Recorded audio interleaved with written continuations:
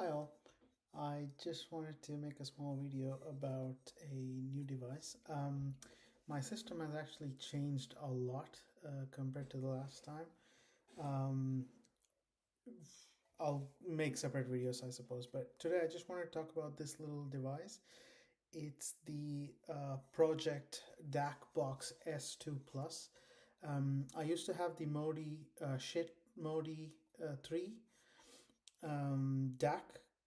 It was a really good DAC actually. I really enjoyed it. I had it for over a year, but I wanted something more, and I wanted to upgrade it a little bit. I wanted a little bit more detail, um, and I didn't see many reviews or anything on this device on this little DAC online. So I bought it used, and I decided to give it a shot anyway. I sold the Modi and got this instead. This is actually the new price is actually quite a bit higher. It's almost three times that of the shit Modi, because the shit Modi is $100 or $110 or something in the US. Of course, importing it to the US, it'll be a bit more. But this one in Europe, it starts off at around, yeah, it varies a little bit, 250 to 300 euros, I would say, depending on where and when you get it. Um, but I've been quite happy with this actually. Well, more than happy.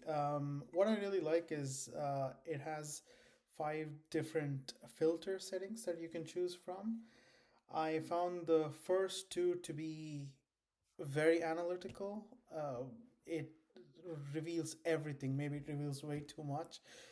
Maybe some people like that. That's great if your system can support that. But for me, it was a bit too much.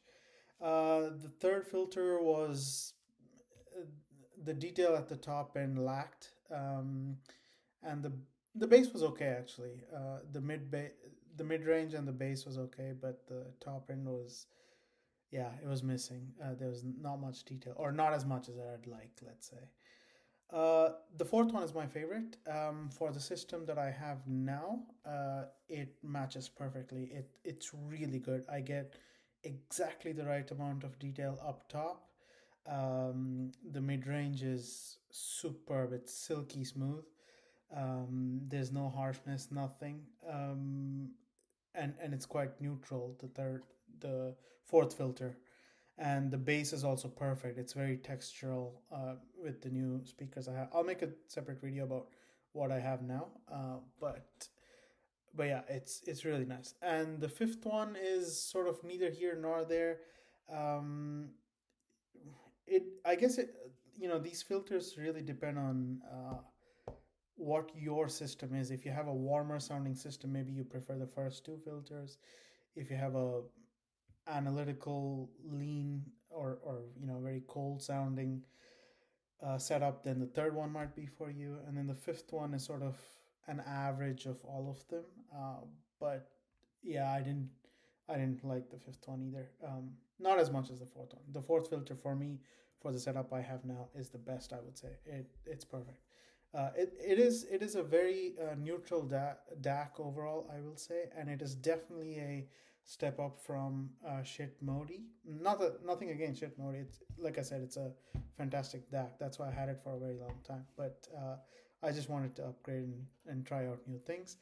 And yeah, this one caught my eye, and I found a good deal on the used market. So I thought I'd share my thoughts with you. Highly recommend it. I would, depending on your system, you can choose the filter, like I said, and yeah, it's a really good deck. I'll do a separate video on the system that I have now. Almost, in fact, every component has changed. I used to have the Polk Reserve R100 speaker, bookshelf speakers. I used to have the Rotel A10 Mark II integrated amplifier, and the two Rel T0 Mark III uh, tiny little subwoofers. All of that is gone. Now I'm rocking a pair of Arendal 1961 bookshelf speakers that I found on the used market. It's very rare. Like, obviously, Arendal, if you I'm sure you've seen all the reviews. It's really good brand, and the quality is spectacular. So I guess people that bought it don't really want to sell it. So I don't see very many on the used market. Um, and I'll make a separate video on this Arendelle speakers. Honestly, it took all of 2 songs for me to fall in love with those speakers. Those really, really good speakers. And as for the Rotel A10, like I said in my previous video, I compared it to the NAD. It's a spectacular integrated amplifier, extremely detailed. Uh, never got harsh or whatever. Actually, it did slightly get harsh on the top end with this DAC set to filter 1 or 2.